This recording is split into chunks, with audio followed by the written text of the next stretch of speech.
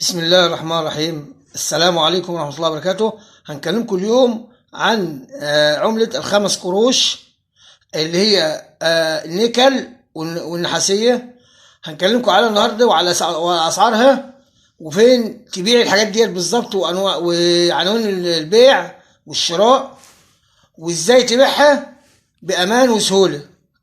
وعندكم برضو رقم تليفون أحد الأشخاص اللي ممكن تتواصلوا معاه عشان تبيعوا أي عملة قديمة عندكم.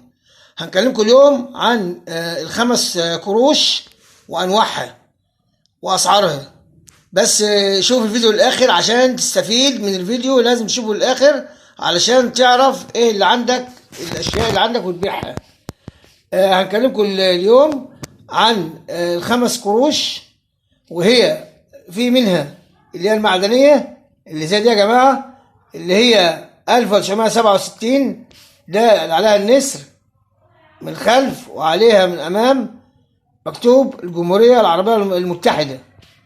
ديت نادرة شوية يا جماعة، ديت بتعمل من 300 جنيه، وفي حالة الأنصر بتعمل 5000 جنيه، اللي هي 1967 مكتوب على الجمهورية المتحدة اللي هي ده يا جماعة. نيجي بعد كده الخمس قروش اللي هي على الأهرامات دي يا جماعة، 5 قروش على الأهرامات ديت 1984 يا جماعة، وديت بتعمل من 70 جنيه ل 150 جنيه في حالة الأنصر تماما. دي يا جماعة اللي هي يبقى عندك انت اللي هي ال5 قروش اللي هي النيكل، وعندك ال5 قروش اللي هي عليها الأهرامات، وديت زي ما قلت لحضراتكم بتبدأ من 70 جنيه ل 150 جنيه. ومع حضراتكم بقى عملة كمان يا جماعة، ال5 قروش اللي عليها القنديل أو صورة القنديل، دي فئة 5 قروش يا جماعة، ديت برضو بتعمل من 75 جنيه ل 150 جنيه في حالة الأنصر. يبقى عندكم يا جماعة ديت العملات اهيت اللي هي ال5 قروش، 3 أنواع من العملات من ال5 قروش، من فئة 5 قروش المعدنية اللي هي النيكل، وطبعا النحاسية منها نوعين.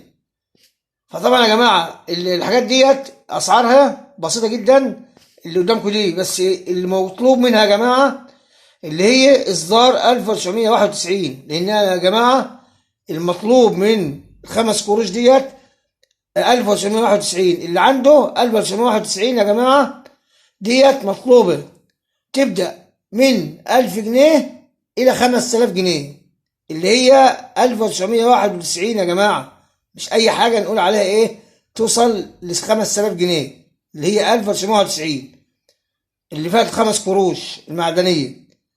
طبعا يا جماعة إحنا برضو هنقول لحضراتكم إزاي تبيع في مناطق اللي أنت هنقول لكم على حضراتكم عليها. يعني عندك في القاهرة مثلا يا جماعة في سوق السيدة عائشة، وعندك وفي سوق الجمعة، وفي متجولين بقى كمان يا جماعة كده في شوارع وسط البلد، وفي شارع وسط البلد في بقى يعني متجولين كده معاهم عملات لو انت عايز تبيع او تشتري منهم ايه ويفصلوا لك العملة يعني. وفي شارع خان خليل دي يا جماعة اللي هي ايه منطقة اللي قلت لكم عليها في القاهرة. نيجي بعد كده يا جماعة لأماكن بيع العملات، لأي عملات قديمة أو عاوز شراء تقتني ديت في الإسكندرية بقى نقول لحضراتكم عليها. عندك شارع خالد بن الوليد ده في منطقة ميامي شارع الإسكندرية، وفي شارع السيوف يا جماعة برضه ده في الإسكندرية، شارع السيوف ده برضه موجود فيه عملات قديمة للبيع والشراء. وفي منطقة الإبراهيمية، في منطقة الإبراهيمية دي في الإسكندرية برضه لشراء وبيع العملات القديمة. ونيجي بعد كده في منطقة تانية اسمها محطة الرمل، وفي منطقة العطارين، وفي منطقة محطة مصر، وطبعا في سوق جمعة، وفي سوق بحري طبعا يا جماعة، وعلى شاطئ ميامي. في يا جماعة دي كلها أماكن لبيع العملات في الإسكندرية.